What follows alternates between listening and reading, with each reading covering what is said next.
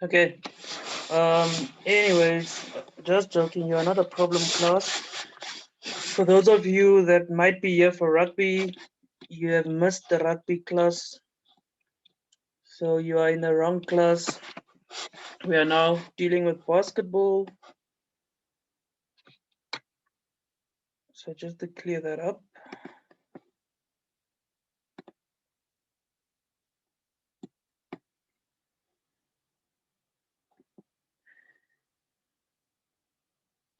Okay. Before we start, have you made or have what has Miss Milan made any contact with you so far?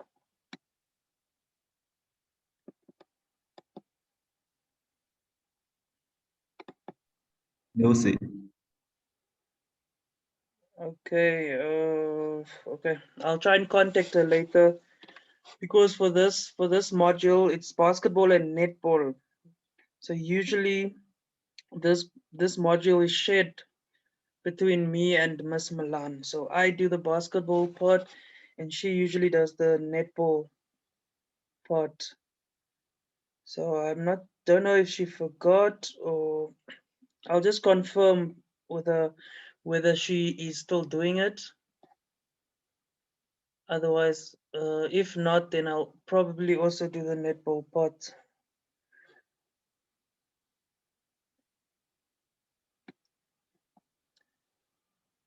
Okay. Anyways, so far I haven't posted. There might be notes on your portal from last year or the year before that. I don't know if you have access to it, but please have a look on the portal. There's quite a few notes there for both basketball and netball that you can so long download and go through. However, I will be posting all the notes that you'll need on Moodle as well. And then for these Zoom sessions, sometimes we'll use Zoom. Otherwise, if the blue button works with me, then we might use the blue button as well. But for these lessons, I will post a link. I can't post the whole video, obviously, or the whole meeting because it's too the file will be too big to upload. But I'll post a link or I'll embed it into the Moodle so that you can just revisit it later. So this is our first class, and we're gonna start off with basketball until I get confirmation on the netball. Um, and then for basketball, obviously, it's actually a more one of your practical subjects, but usually same as last semester. I think we will be getting about 2 to 3 weeks where we will have face-to-face lessons for practical purposes, but I will notify you on those exact dates. Other than that, we're going to go through the theory, which means the rules, how the game is played, a bit on the history, um, and then also we look at as physical educators or even sports scientists. It's very important to look at any type of sport, um, and then being able to determine what is needed by an athlete in that sport. So how will you train them? What type of muscles are involved in this sport, and what type of exercises you can do for them to improve on the skills related to basketball. Okay, so that's basically what we look at. For assignments, you can obviously expect any type of a research-based assignment that you need to do. Maybe the status of basketball in Namibia. So looking at it locally, at what level is it? Where do we compete? However, all of that I will also be posting on Moodle for you guys as well. I'll try and post it as soon as possible so that you can start looking at it and maybe working on those assignments as well. In the past, I usually like to give assignments where you need to do practical activities or maybe set up a training program for a week and then coming to demonstrate what type of training you can do for basketball, even if it's skills related or even fitness related activities. Okay, but that I will post in a document for you guys and upload it on Moodle. Okay, for those of you that have been following the Olympics, you'll see they've also been playing basketball.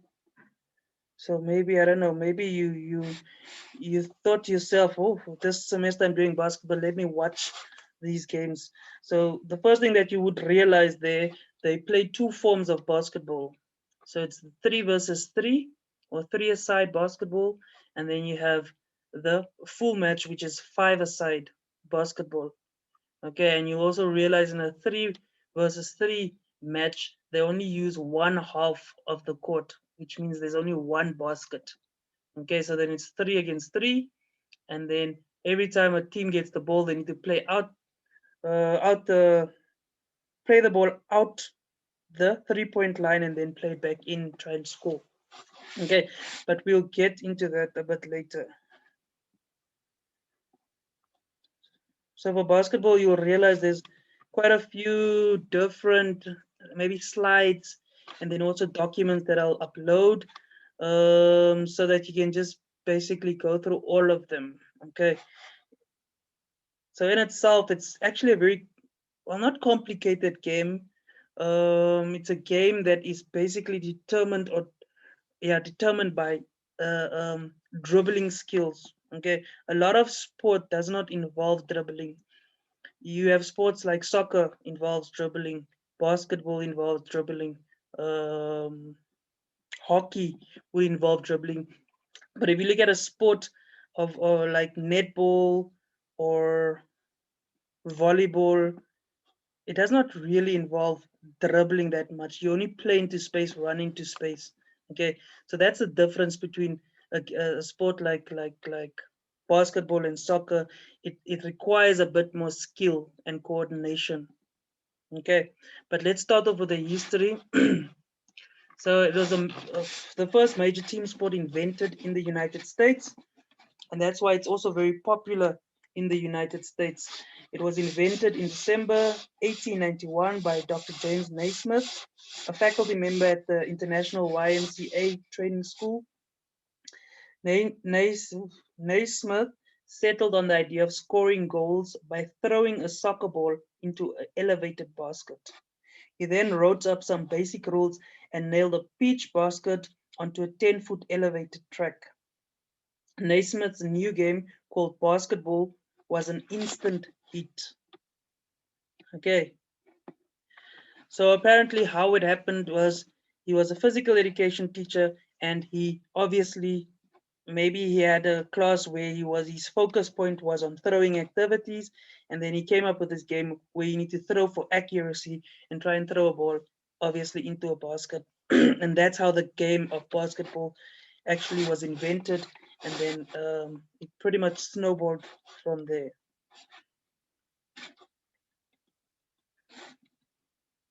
Okay, so the basket, also known as the hoop, is a metal ring, about 18 inches. I will post, when I post the layout of a basketball court and the equipment, everything will be in centimeters as well. But it's about 18 inches in diameter, and it's suspended about 10 feet above the floor. Each basket is attached to a fan or rectangular shaped backboard designed for bunking shots and deflecting inaccurate shots back into the playing field. So the reason for putting a backboard behind the basket is obviously to try and keep the ball in play for much longer.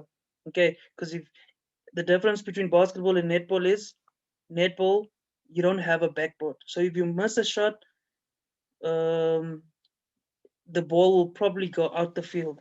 Okay, in basketball, it makes the shot a bit easier to shoot from far or from a distance, and it also rebounds the ball back into the field or into the court, which means the ball stays alive for longer, which is more entertaining.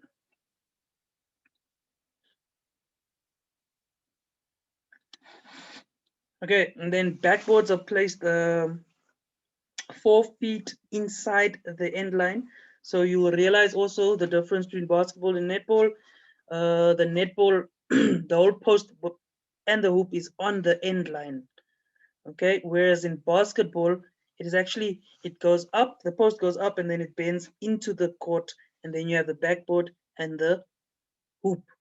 So which means there's still playing area just a few centimeters or about a meter behind the hoop.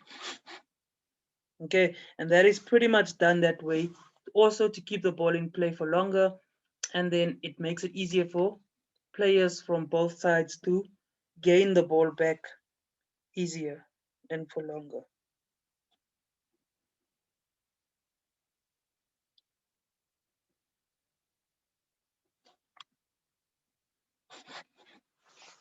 Okay, and then typical game lengths at different levels are as follows. So in a professional match, you usually have 4 quarters of 12 minutes each. So which means a full game or a full match is about 48 minutes. Uh, I made that mistake of saying hours. One thing that I realized with you guys last semester, what did you? The conversation goes nowhere. Last semester we did soccer, right?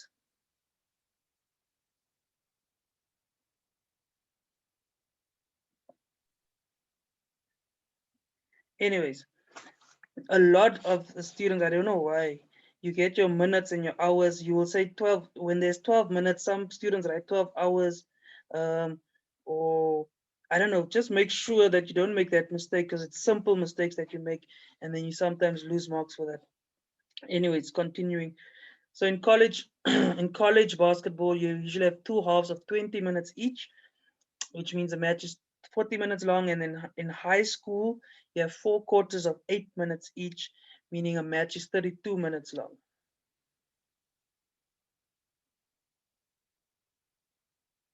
Okay, and then in basketball, we deal with fouls and violations. So you need to play according to the rules. And if you break the rules, it will either be considered as fouls or as violations. So fouls and violations are called by officials or individual players in the absence of officials. So that's when you are just playing for fun or you are training. Fouls are called as a result of illegal contact with an opposing player.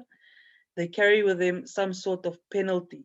Okay, so these penalties can either be result in losing possession or of the ball, or as penalties where you get penalty or free throws, where the person gets to shoot the ball without defending players trying to get the ball away from him. So there's a free throw line. I will give you guys the layout and they'll take shots from there.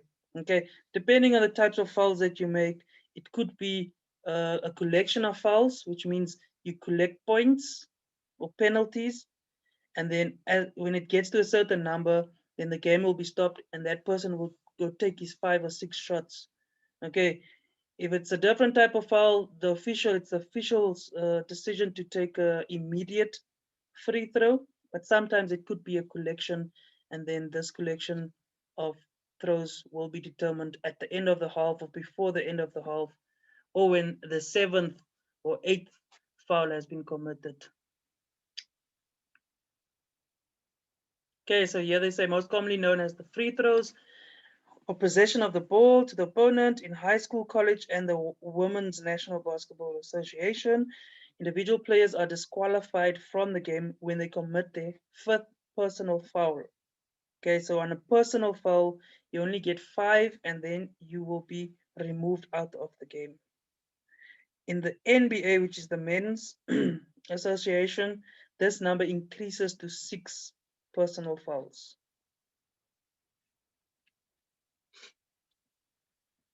Okay, then common types of fouls. It includes holding, pushing, charging, tripping, hand checking, or impeding an opponent's progress. Okay, so it's not rugby. You're not allowed to tackle and block a person from running into space. Okay, it will be considered as a foul. This is usually done by extending the body or body parts into one's opponent, or by using unusual rough tactics. Extending your arms to hinder your opponent. This is done by extending one's arm other than vertically, so that an opponent's freedom of movement is hindered when contact with the arms occur. Then an illegal screen. This occurs when one is still moving while setting a screen and contact a contact occurs with a defender. Okay, so when you move into space and you get screened, it is also a violation, a foul, not a violation, a foul.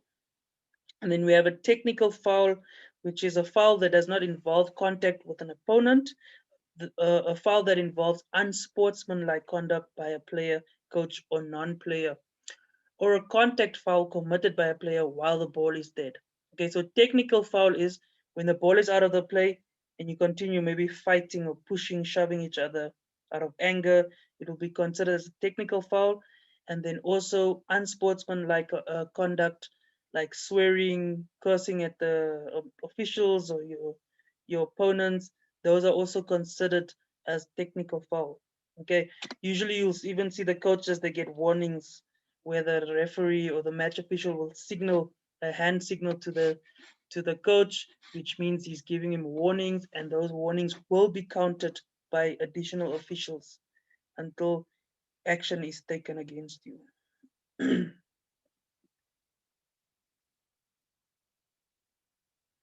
Okay, just before I continue with these rules in basketball, there's quite a bit of rules that you need to remember.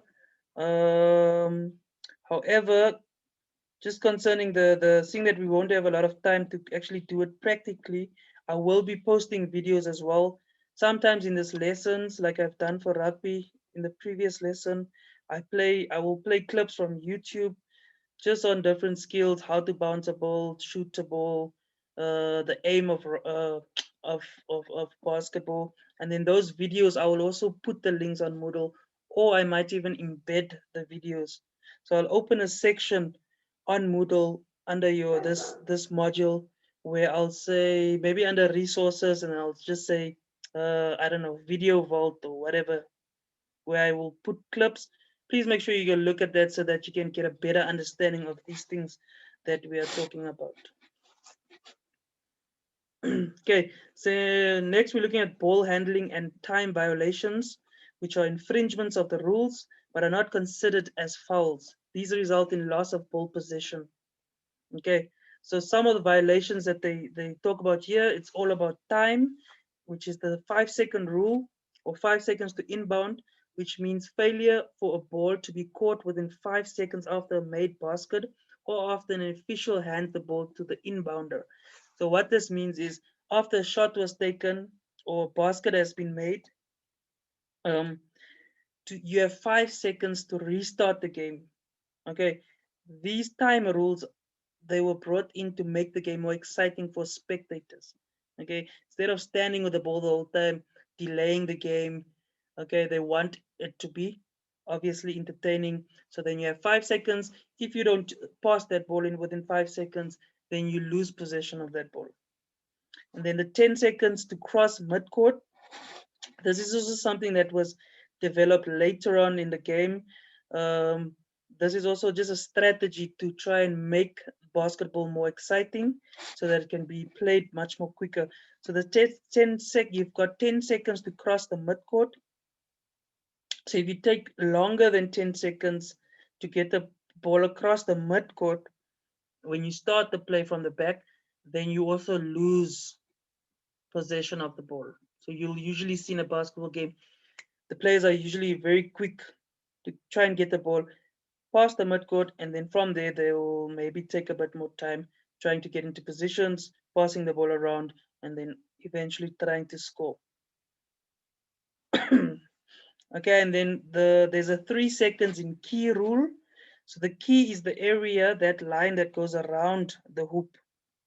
Okay, from the free throw line, if you go look at a basketball court layout, you'll see it actually looks like a keyhole, like a thing where you need to push a key and unlock a door. So that's why they call it the key. Okay, so what happens here? Being in the offensive key for 3 seconds or longer without a member of your team shooting would be considered as a violation. So you only have 3 as the attacking team. You only allowed 3 seconds in that area, okay, with the ball, and then you have to shoot. Otherwise, you need to move out of the key and then move back into the key. Okay, so there's a match officials that look at those movements and they will penalize you if you stay there too long. And then charging, this is running into or pushing a stationary defender. So defenders are allowed to stand in one position and use their arms to block shots, and they can literally block you as well, but only in a stationary position. So if you charge onto them and you knock them over, it will be considered as a violation as well. Okay. And then illegal dribbling. This is what makes basketball sometimes a bit complicated, and that's why it requires a lot of skill, because there's a specific way that you're allowed to dribble a basketball. Okay, so resuming dribbling after having stopped dribbling or dribbling with both hands. So that would be considered as, what do you call it? Double dribble. Okay, so in basketball, you're not allowed to bounce the ball with two hands at the same time. However, in amateur, if you are teaching this as a subject or in your physical education class for beginners, obviously that would be your start to get the skill done would be two hands, and then later progressing to one-handed bounces. Okay, so here they say if you bounce with two hands, it's considered as double dribble. Or if you bounce a ball while moving and you stop and then you continue bouncing and then you move again, that is also double. The double is not allowed. It's a violation. So every time you stop with a ball, it means you need to pass. Okay. Almost similar to netball, catching a ball, running into space. So every time you catch a ball, you need to pass a ball. The only difference is in basketball, at least you are allowed to run, but you're only allowed to stop once and then pass. Okay.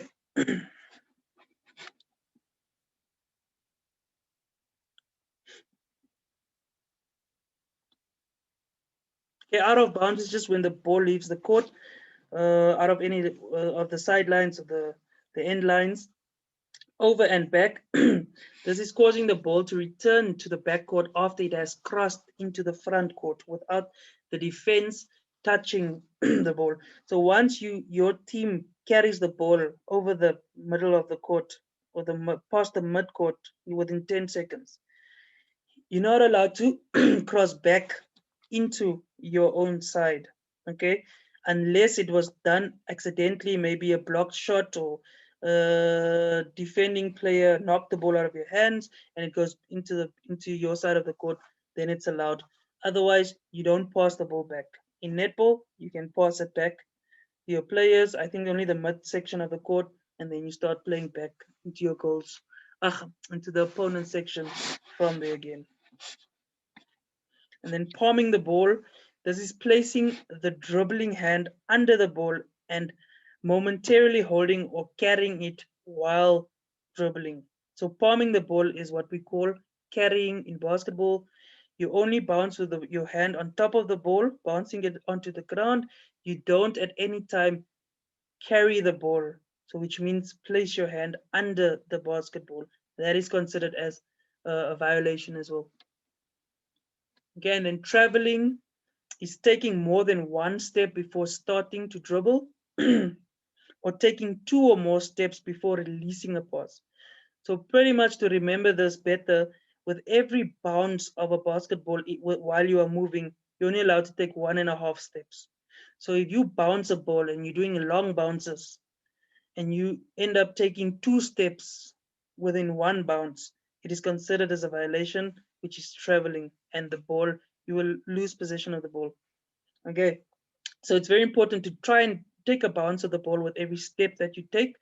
The only time you are allowed to take more than 2 steps or more than 1 step is when you are about to pass a ball or shoot for the hoop. Okay, that's why you'll see basketball players, they'll come running in, bouncing, bouncing, bouncing. And when they get into space, they'll take like maybe 2 to 3 big steps and then leap and try and score or even pass the ball to a teammate. Okay, so for today's lesson, I haven't, I actually tried finding those videos, but I see it's not on my, what do you call it? On my watch later list on YouTube. So those videos, I'll just get them again so that you can get an understanding of how these rules work, the out of bounds, what exactly happens, and then palming the ball. There's videos that will show you how to do it, or how not to do it, what you're not supposed to do, and then traveling all these violations, how it looks like in action. Okay, so for the next lesson, I'll try and include those videos. It's just short clips. And then also I'll try and obviously, like I said, create a vault where you guys can go watch the clips on Moodle as well.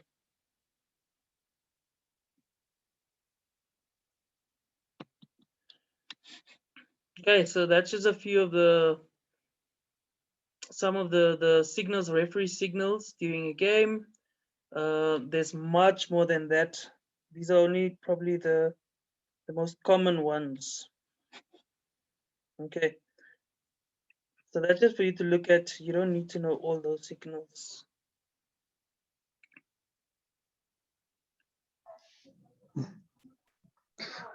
Good day, sir. I got a question. Yes. Like I don't really usually watch basketball quite often, but now what happened if a player maybe kicks the ball like accidentally? He does what? Is it also is it also considered as a violation or what? Oh, if he accidentally kicks the ball. It Yeah. depends who the player at that time is. If you accidentally, maybe if a player attacks you, not attacks you, but runs towards you with a ball, so that player will, when they move the ball, you need to bounce it, right? So if you kick that ball, then it will be obviously considered as a violation or a foul. Okay, so you'll be penalized for that because you've illegally taken the ball away or out of the control of that specific player. Um, and then if you bounce it on your own feet or you kick it accidentally, then I don't know. I actually don't know, or I'm not 100% sure what happens in that. But obviously, you're gonna lose the ball as the player in possession of the ball, because if you kick it, it's gonna go somewhere else. Okay, but kicking is not allowed in basketball. You're only allowed to make contact with your hands onto the ball and in specific ways. Okay, so if you are the defender and you kick the ball, then it will be a foul.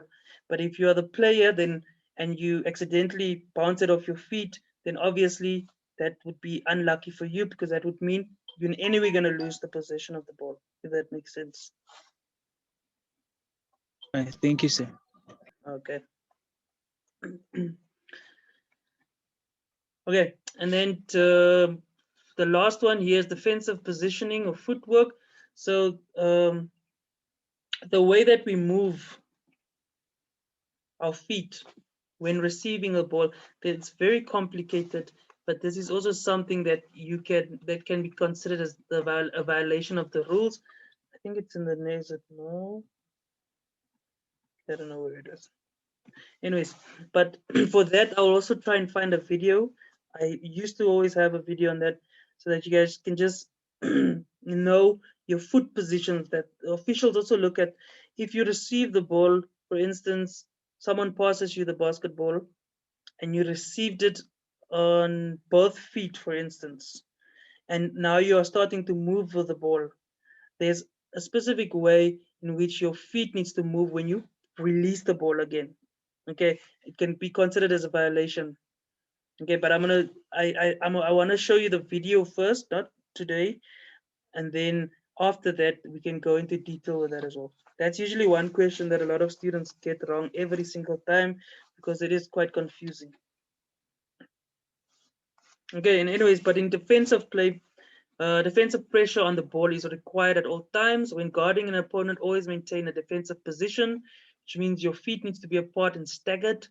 Your knees need to be a bit bent, your back needs to be straight, and your arms need to be raised to the sides, and your head needs to stay up so that you can have, obviously, you need to have the athlete within your view.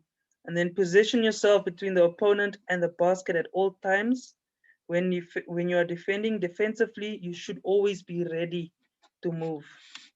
Okay, so which means good footwork is also very key, and the way that you stand, the way your stance is very important in your reaction time. So that's one thing that a lot of coaches overlook in basketball. They don't work on those type of skills during training. Okay, whereby you need to change positions of your feet, rapidly. Okay, and that also you'll see it results in a player not having good balance. Then maybe you can see a defender that falls over a lot every time someone runs into him or he tries to block someone. It's because their footwork is not where it needs to be.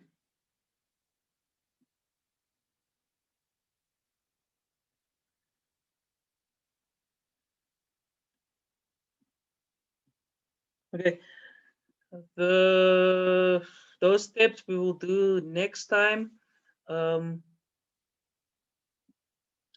So for now, I don't want to give you guys too much information, otherwise you will get confused. Let me just quickly.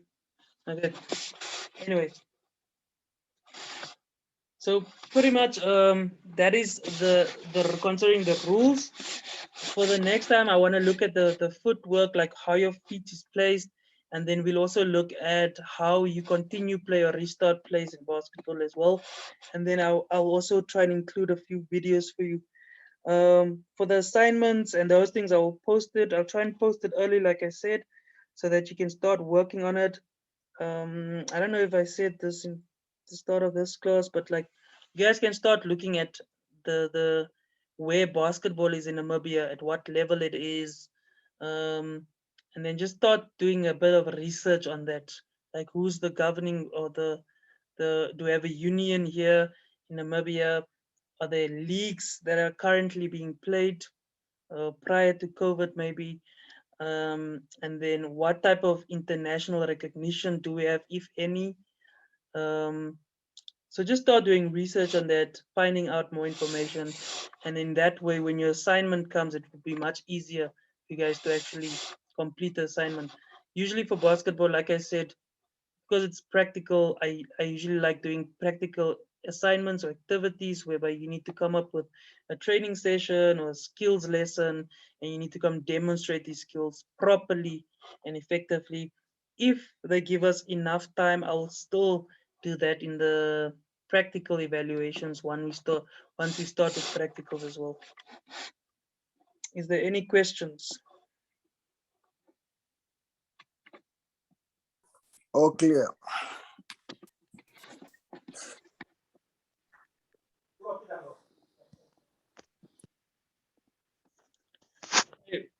If there's no questions, then we'll end here for today.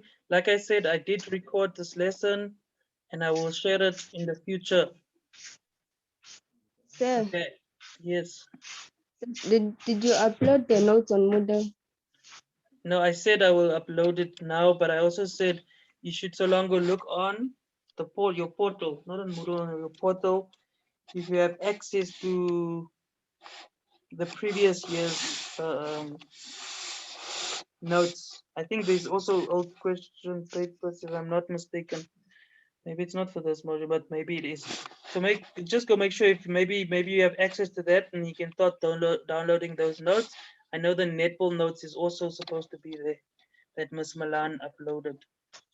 But if not, I'm going to upload the slides, like we do go through the different slides or any content here. I will upload it and then make it available on Moodle as well. Okay, my time of working is usually late at night, because after this I'm running around with other things.